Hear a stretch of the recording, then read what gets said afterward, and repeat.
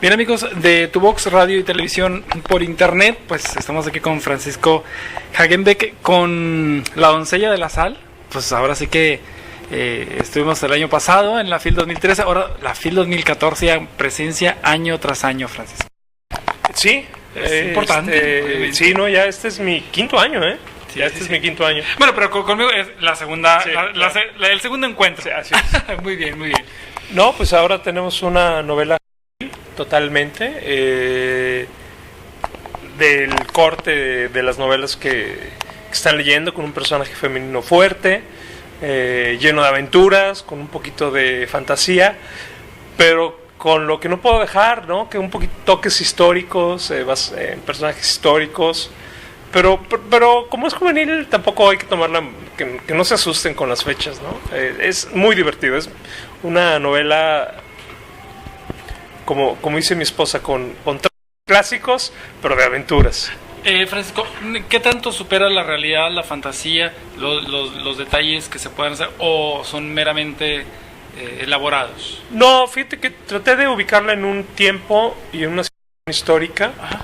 Pero tampoco que fuera el eje de la historia, okay, ¿no? Digo, es la búsqueda del unicornio. Sí, exactamente, es la búsqueda del unicornio, ¿no? Y hasta ahorita no han encontrado unicornio, entonces pues yo creo que sí, también tiene fantasía.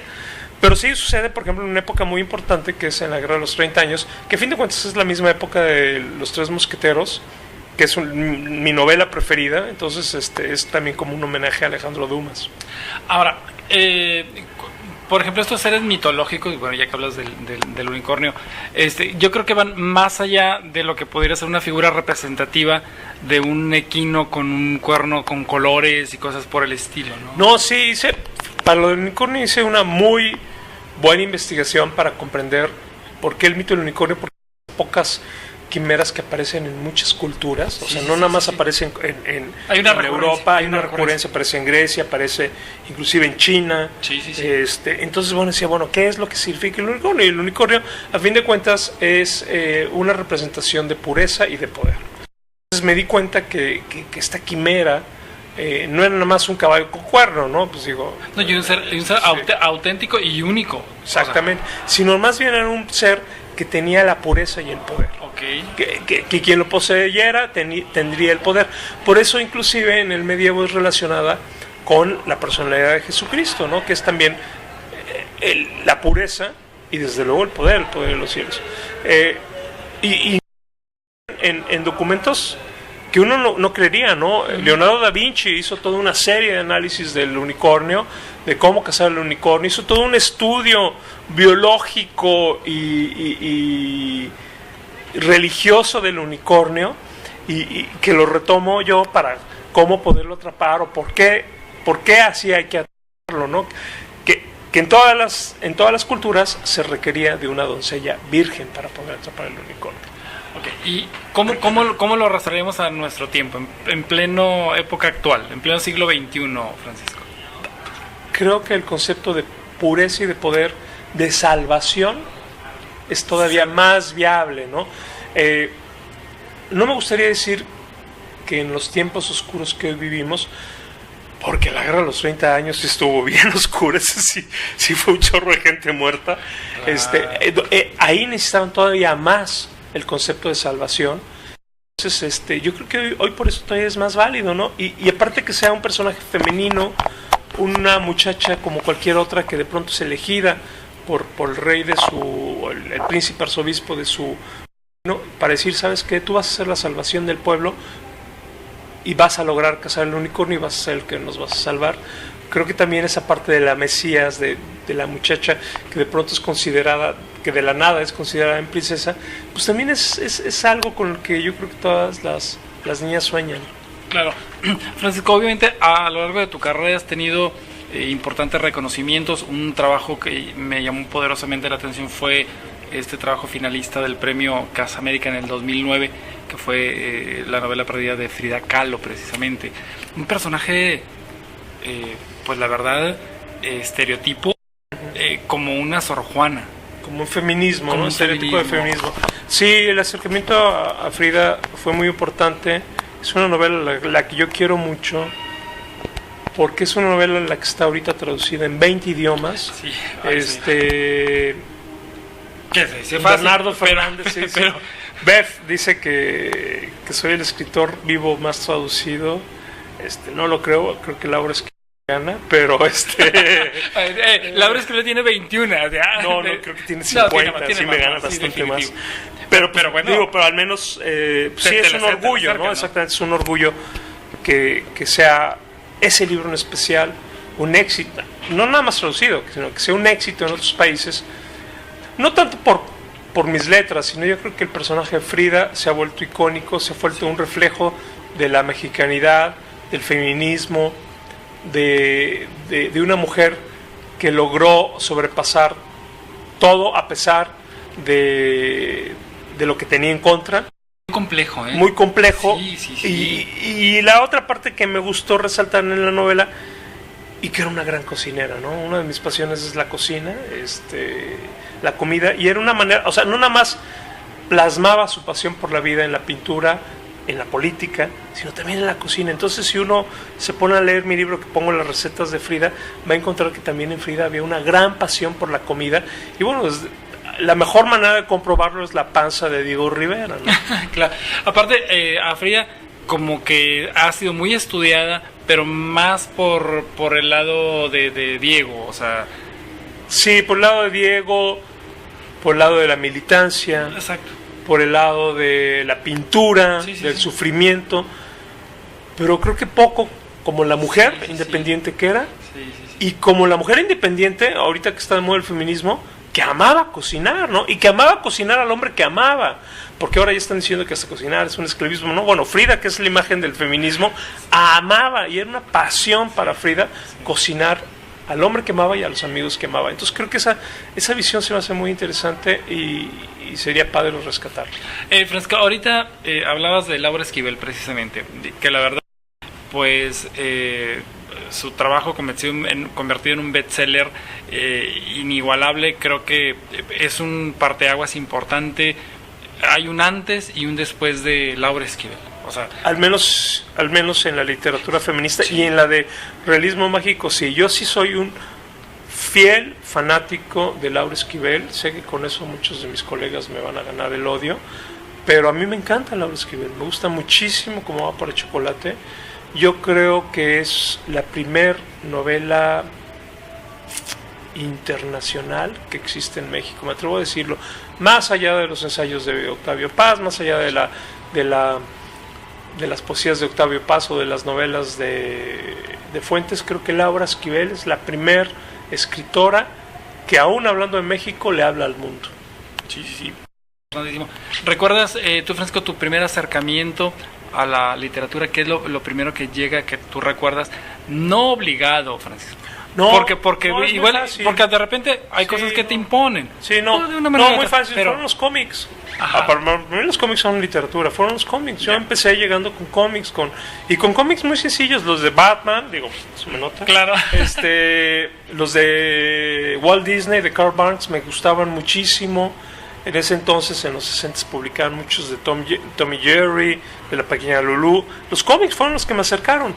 Y realmente de ahí fue un escalón para ir a la literatura y empezar a descubrir los clásicos juveniles, y donde descubrí la que considero mi obra preferida de todos los tiempos hoy en día, que es Los Tres Mosqueteros, y La Doncella de la Sal es un homenaje claro a Alejandro Dumas de Los Tres Mosqueteros. Claro. ¿Hay algún autor o alguna obra que te haya marcado, Francisco? Que se te haya tatuado, porque no sé si ocurra. Sí, pero yo creo que no hay una, es una en cada etapa de mi vida. Yo creo que en la juventud fueron Los Tres Mosqueteros. Okay. Después encontré a Edgar Allan Poe en una etapa más oscura que tenía yo en los 18. Todos somos oscuritos, todos somos góticos de closet. Claro. Ya grande, Henry Miller me movió mucho el tapete. Y ya todavía un poquito más grande, ya a los 35 años, Raymond Chandler, ¿no? Entonces uno descubre un autor a distintas edades, y son importantes esos autores a cada edad en la que llegas a él. Claro, también es importante, por ejemplo, que tu trabajo en combinación con otra persona, o sea, lograron pues traspasar las fronteras, ¿no? Con lo que fue con con el trabajo hecho en los cómics con Superman, ¿no? Pues yo creo que fue mi primer intento de traspasar las fronteras. Siempre he pensado de manera global. El maestro Garrido, acá en una conferencia, en una reunión en la que estuve yo, una palabra que para mí se me hace que hay que tatuarla, como tú dijiste, en todos los escritores, que dice: los mexicanos aprendimos que tenemos el derecho de hablar de lo que querramos y de todo el mundo. Y creo que eso ha cambiado mucho, y casualmente platicando con Pedro Ángel Palau el lunes pasado, es lo que él me decía, ¿no? Hay que mirar hacia afuera, hay que mirar afuera de México. Yo creo que cuando empecé a trabajar Crimson y Superman, que fue mi primera obra que fue para el exterior, pues se vislumbraba lo que yo estaba buscando y que hoy he logrado, pues, ser traducido en 20 países. Tratar de hablarle no nada más a México, sino a todo el mundo. Esto implica, obviamente, un orgullo, implica, obviamente, algo enaltecido, importante, pero también implica una responsabilidad, porque después de esto crece más la responsabilidad. Pues la responsabilidad es de escribir bien, ¿no? De que ya sí te van a traducir, cuando menos que esté buena. Claro. Sí, no, desde luego que hay una responsabilidad. Yo soy, antes que ser escritor, soy un gran lector, y siempre les digo a mis editores de fuera, es que no tienes idea, o sea, si te gustó lo que yo hice, mis amigos son mejores que yo, deberías de verlos. Claro. Entonces sí creo que hay una responsabilidad de tratar de hacer cosas buenas, pero que sean atractivas al público. En México nos vendemos muy fácilmente a lo solemne para ser aprobado por la academia, para ser aprobado por los críticos literarios, y se nos ha olvidado que los escritores como yo, o como todo mundo, vivimos del público. Tenemos que escribirle libros al público, no al reseñista, no al crítico, no al que nos va a dar el trabajo en cultura. Francisco, hay una situación con algunos escritores, por ejemplo, cuando trabajan, ya tienen la obra terminada, ellos mismos se hacen una autocensura, hacen una corrección, autocorrección antes de entregarlo al editor. Muchas veces los editores les sugieren algunos cambios, hay escritores que no permiten que les toque la obra, sí. O sea, en tu caso pueden ser sugerencias. No, soy todo lo contrario. Me enojo cuando no me piden cambios. Yo lo primero que pienso es: no leyeron mi texto. Okay. A mí me gusta mucho trabajar en equipo, como también tengo la raíz del cine y televisión. En el cine y televisión es trabajo de equipo, sí, claro. Entonces yo me gusta trabajar mucho con los editores, que me cuestionen las cosas, no nada más las faltas de ortografía, sino que me cuestionen la estructura, las voces, que me cuestionen la actitud de los personajes. Me acuerdo mucho en la primera del mal, eso, sí. Que me decía mi editora Laura Lada: oye, ¿estás seguro que así este personaje reaccionaría ante esto? Porque tú nos enseñaste que antes reaccionaba de otra manera. Entonces, ese tipo de cosas a mí sí me gustan mucho, y es mi escuela. No, pero no fue plan con maña para ver si realmente lo habían leído. No. Fíjate, Okay. En mi caso, no. Con Laura y Jorge Solís, creo que tengo los mejores editores del mundo, porque no nada más lo leen, sino lo microanalizan. Sí, muy bien. Y eso ayuda a tener textos no limpios, sino textos más trabajados para el gusto del público, y que se lean, que se fluyan. Porque la experiencia de ellos está en el marketing. Exactamente, obviamente, ¿no? El trabajo de ellos es vender libros. Sí, claro. Y el mío es escribir, pero lo que yo quiero es vender libros. Yo no creo en los escritores que dicen: no, yo escribo nada más para mí, y ya si vendo, pues no creo. Pues yo creo que lo que todos queremos es que vendamos libros, ¿no? ¿En los títulos? O sea, ¿también influyen o esos tú los aportas? No, los títulos, tengo el orgullo de decir que ahí sí, todos los títulos son míos, y la verdad son muy padres, y el único que no puse es el título que más odio. No me digas. Sí, todos mis títulos creo que son muy bonitos, pero el único que no puse, que es el Código Nazi, lo odio totalmente. Pero es un libro muy exitoso, entonces pues no lo puedo odiar, caray. Pero porque no representaba o yo siento que no representaba la novela. Pero los editores me decían: es que no importa, lo importante es que tiene que ver el nazi, exactamente, el gancho. Entonces, pues bueno, ya se quedó y hasta película va a haber y se va a llamar El Código Nazi, ¿no? Y como dicen por acá los compositores, los que se dedican a componer música, dicen que después de un buen éxito interpretado por un artista, empiezan a comer con mantequita de puerco. Sí, exactamente. ¿En tu caso, Francisco? Pues no lo sé. Yo siento que apenas estoy aprendiendo. Okay. Yo sé que ya son casi 17 libros, pero aún me siento... Cada libro para mí es como si fuera mi primer libro. Este era un proyecto, ahora ya es una realidad. ¿Qué viene? ¿En qué estás trabajando? Bueno, saqué 2 libros. Junto con este saqué otra novela negra en Ediciones B, que se llama El crimen nada es gratis. Un libro totalmente humorístico, pero de novela negra. Okay. Violento, cero políticamente correcto, bastante grosero. Que fue como un divertimento, como tratar de decir, bueno, ¿saben qué es? La novela negra nos podemos reír de cosas muy violentas. Uh-huh. Eso es lo que sigue, y bueno, para el siguiente año pues vienen muchas cosas, ¿no? Ahora que ganamos el premio Rubén Romero del Bellas Artes 2014, pues vendrá ese premio, el que ganamos, y muchas cosas muy interesantes. Ahora, en tu caso, Francisco, cuando tienes alguna... Bueno, no duda, los pintores hablan de que tienen un lienzo en blanco para poder escribir. En la literatura, en la escritura se puede hablar que ustedes tienen una hoja en blanco, sí. También al momento de arrancar y están ante ese reto. O sea, ese reto de la hoja blanca. El problema es que yo, al contrario, tengo exceso de ideas. Tengo una libreta llena de ideas. Yo creo que no va a dar la vida para plasmar todas las ideas. Tendré que contratar a 40 monos para que escriban por mí. Pero todavía no los hemos entrenado bien y todavía nada más hacen popó y se comen las bananas y todavía no pueden escribir. Pero deja que los entrenemos y ya vamos a poner a hacer 40 libros a la vez. Perfectamente. A los jóvenes, quizás que se quieren dedicar un poco a esto, nosotros estamos llegando a un público juvenil a través de tu box. ¿Qué les recomendarías? ¿Qué mensajes le darías? A lo mejor se quieren dedicar a esto, digo, no sé. No, sí. Y se han acercado muchos. Ahorita los jóvenes están volteando la mirada a la literatura y se han acercado muchos a mí a preguntarme. Y es básico. Número 1, escuche. El escritor es una persona orgullosa y a nadie le gusta que le digan las verdades y a nadie le gusta que le corrijan. Pero por desgracia, el 99.99% de las veces tiene razón el que te lo está diciendo. Escuche. 2, aprendan a corregir. Escribir no es escribir. Escribir es corregir. El 80% de la literatura es corregir. Y 3, no porque tu mamá dice que escribes bonito, eres buen escritor. Hay que meterse, hay que retarse, hay que meterse a concursos, hay que trabajar. No es un trabajo es una carrera de largo aliento, no es una carrera de 100 metros. En cuanto a los géneros, finalmente, Francisco, de los géneros que has abordado, ¿hay alguno que particularmente te llama la atención que no hayas abordado y que te gustaría a lo mejor experimentar?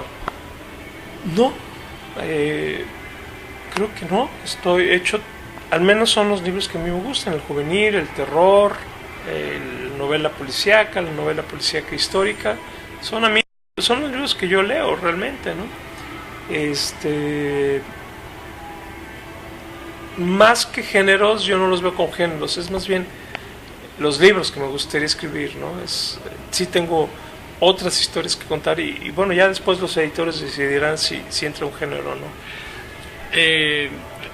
Iba a concluir, pero bueno, con esto me das pie a otra pregunta. ¿Hay algún libro justamente que, como tú lo has mencionado textualmente, que a ti te hubiera gustado escribir? Que ya está escrito. Sí, wow, es que ajá, ese pudiera, o sea... Sí, hay varios. En especial de escritores mexicanos. Una nueva escritora mexicana que se llama Karen Chasek, de Alfaguara, acaba de escribir un libro que se llama La caída de los pájaros, una literatura tipo Murakami que siempre le he querido hacer y nunca me ha salido porque tengo exceso de palabras. Cuando tuve la oportunidad de leerlo antes de que lo editara, dije, ay, qué horror, me hubiera gustado escribir este libro.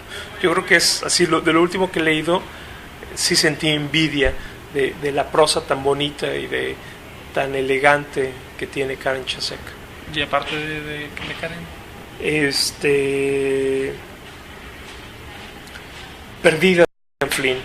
Es mi gran descubrimiento de novela negra ahorita en Estados Unidos. Llevo ya sus 3 libros, nada más he escrito 3 libros, pero cuando leí Perdida dije, wow, esta chava sí que nos dio lecciones de cómo escribir un libro negro con el tema del matrimonio. Y bueno, ahora que hizo la película de David Fincher, pues todavía más, me dio más envidia porque la película todavía está más bonita. perfectamente, Franco, pues te agradecemos